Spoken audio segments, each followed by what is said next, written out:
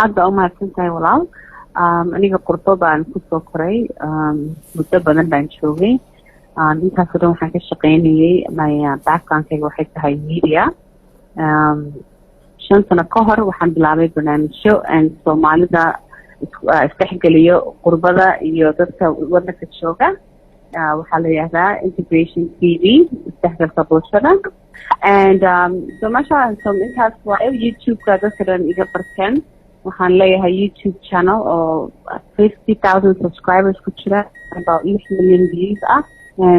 mashallah, so Soomaalida oo dhan waxay rabaan wadankooda inay bartaan dadka qurbo jooga. anigana dadkan ku xiraa qurbaha iyo dad. marka maxay kugu qaadatay abuuritaankaagii channelkan Integration TV iyo dabcan caqabado ma kala kulantay markaad abuuraysay iyo ilaa hadda uu halkan soo gaadhay dad badan ay ku taxan yihiin? so TV-ga waxaan u bilaabay markaan Canada kusoo korayay. waxaan fahmay maan aqoonin Soomaaliya, dadka Soomaalida meeshaan ka imid, saasaan kusoo koray. markaan caruur dhalay baan fahmay haddii aniga caruurteeda waxaan baray gormay baranayaan. markaasaan dad badan baa jira oo saasoo ah. so markaasaan iska bilaabay, waxaa idhi sababtay tahay caruurteeda inay wadankooda bartaan, dadkooda, afkooda, and then inay ogaadaan Soomaalida waa dad wanaagsan iyo wadankan ka dhimi waa wadan wanaagsan. so anoo 30 sano qurbo joogay soo laabtay intaasaan ku bilaabay showga. hadda horto waxaad ku sugan tahay gudaha dalka, Garowe ayaa timid, waxaad kaloo hadda joogtaa Jubbaland, xamarna waa tagtay, marar badanna saasoo kale waad samaysaa.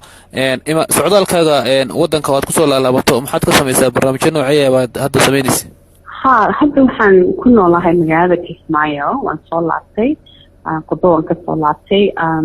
inta badan waxaan arkay hadda 16 magaalo oo Soomaaliya ku saabsan. maasha Allah, wadanka waxaan jecelahay inaan arko magaalo walba, because dadka waa kala nooc. sometimes dad keliya nahay, dhaqanka waa kala nooc, luqadda waa kala nooc. so meel walbaan tago waxaan barnaamijyo ka duubaa dadka isbartaan. dadka Soomaaliyeed hadda 30 sano burburkii iyo wixii dhacay waa dad kala fogaaday. isdhexgalka bulshada waa loo baahan yahay inay dadka ogaadaan walaalka oo xaggaa jooga iyo walaashay oo xaggaa joogta waa dad isku mid ah. hadda marka qurbaha si toosaad usoo macaasalaamaysay oo macnaha wadanka dhigantay? magaalada Kismaayaan ku noolahay. masha hagaag. qorshahaaga muxuu yahay marka hadda barnaamijyadaadii waad sii wadaysa dabcan? hadda barnaamijyo badan baan soo wadaa oo ku saabsan barwaaqada wadanka Soomaaliya oo dhan. hadday tahay caafimaadka wadankeena taalo, hadday tahay waxbarashada dhalinyarada oo waxbartay, just waxay ku saabsan tahay wadanka waxa wanaagsan. insha Allah waxaan rabaa inaan adduunka dhan Soomaalida meelka jooga inay bartaan wadankooda si fiican.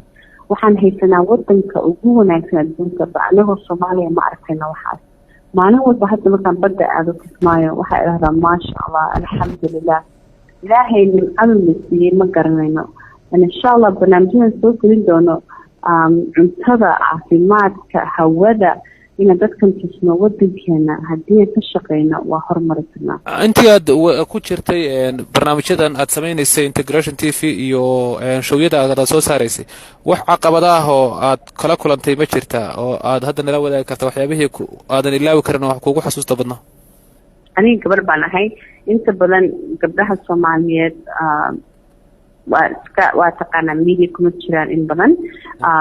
so challenge-ka badan aniga la kulmay waxay tahay dad badan baa ku quureen cilmigaan leedahay iyo waxaad baratay iyo waxaad sameynaysay. dad badan ma fahmayaan hadda waxaan sameeyo. but insha Allah aniga waxaan rabaa taariikhdeeda in hadda maaha, maybe markaan dhinto oo markaan weynaado oo dadka fahmaan. maasha Allah, maanta barnaamijyaan haynaa YouTube-ka ku jira oo wadankeena qurux badan yahay, oo wax wanaagsan laga daawanayo, oo wax fiican laga sheegayo. Google hadday sawiro wanaagsan laga hesho, Integration TV video wanaagsan, intaasaa muhiim ah. dadka Soomaalida ma fahmaan wadankaaga haddaa caayaysid, qurun ka qoraysid. hadda internetka waa village waaye, waa dadka dhan baa arki kara waxaas. so waa inaan wanaag wadankeena ka sheegnaa. challenge badan baan la kulmay. kelmadda naag ka dhig aan la soo baxay waxay ku saabsan tahay challenge-ka badan aan soo maray.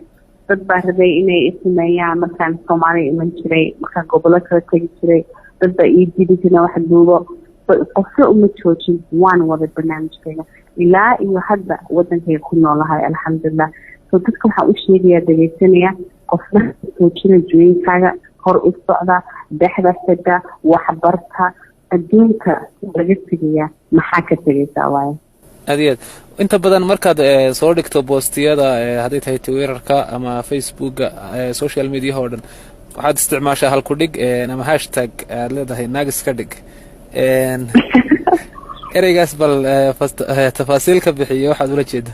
naagis ka dhig iyo nin ka dhig waxa waaye ereygan waxaan ka maqli jiray hooyaday waxay oran jirtay marka 8 gabdhood bay dhashay maasha allah. So markii wax noo dirayso kashira gala wax naagis ka dhiga walka dhaqa waxa aniga waxa u bedelay naagis ka dhig wax barto dhexda xido is adkee wax baro because gabdhihii Soomaaliya lama waaniyo wiilasha waxaa loo leeyahay wiil ka dhig waraya isaga noqo qof kornay gabadh Soomaaliyeed gabadhaha inay adkaadaan inay wax bartaan guri waa ka adkaan kartaa caruurtada waa ka adkaan kartaa ninkaaga maasha allah ka dambeyn kartaa tacliina waa baran kartaa qof ku waaniyo gabdhaha Soomaaliyeed waxaa la jiro gabdhihii Soomaaliyeed hadda intaan Soomaaliya waxaan fahmay 8 saacadood 9 saacadood maalintii kishada ku jiraan kishada waa lagu jiri karaa gabdhihii waa inay guriga waa in laga shaqeeyaa muhiim waaye gabdhaha Soomaaliyeed waa inay dadaalaan inay ka fikiraan tacliintooda hooyo wax baratay caruurteeda wax bari kartaa hooyo wax baratay caruurteeda wax bari kartaa.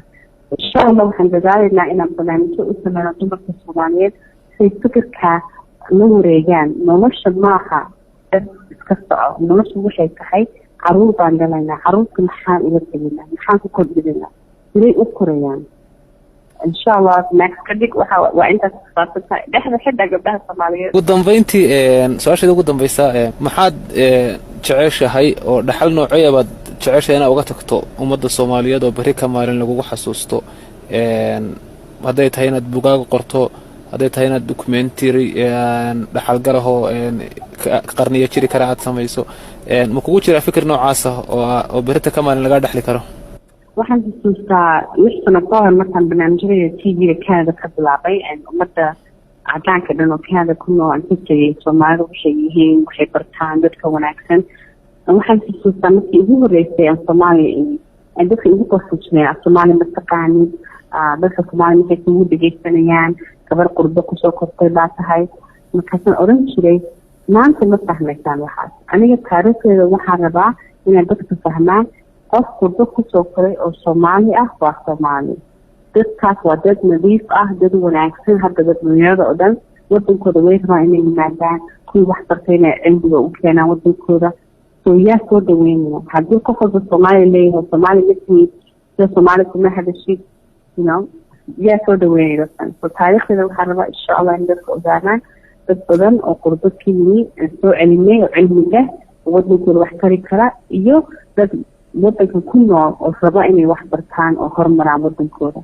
insha allah waa dadaalanaa hadda dad badan baa soo laabtay alxamdulilah markaan arko YouTube-keega dadka wareysiga ka qaadayo dad aan bulshada baray.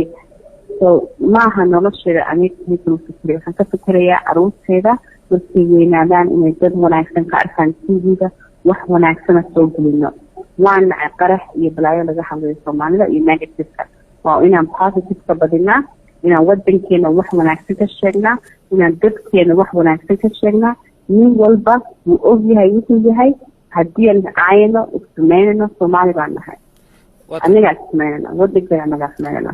ma dhici kartaa marka ma kugu jirtaa qorshaha inaad tababar siiso sidaan u fikirayso oo kale si ay ugu fikiraan wariyaasha ka shaqeeya gudaha oo laga yaabo inaysan fursado badan u helin tababaro kor lagu qaadayo tayadooda wax soo saar in loo sameeyo ma kugu jirta adiga qorshaha inaad ka qayb qaadato oo aad ka caawiso sidii ay tababarada aad qabto iyo aqoonta aad leedahay aad wax uga gaadhsiin lahayd wariyaasha kale ee gudaha gabdho iyo wiilalba ha ahaadeen. hadda barnaamijyo waan sameeyaa hadda intaas for volunteer baan ku sameeyaa Jubaland TV gabdho iyo wiilal badan hadda waxaan bilaabanaa tababarka wareysiga say u sameeyaan kamarada say u qabtaan maaha nolosha just adiga waxaa baratay qof kale a wax sii bartid baa ka wanaagsan.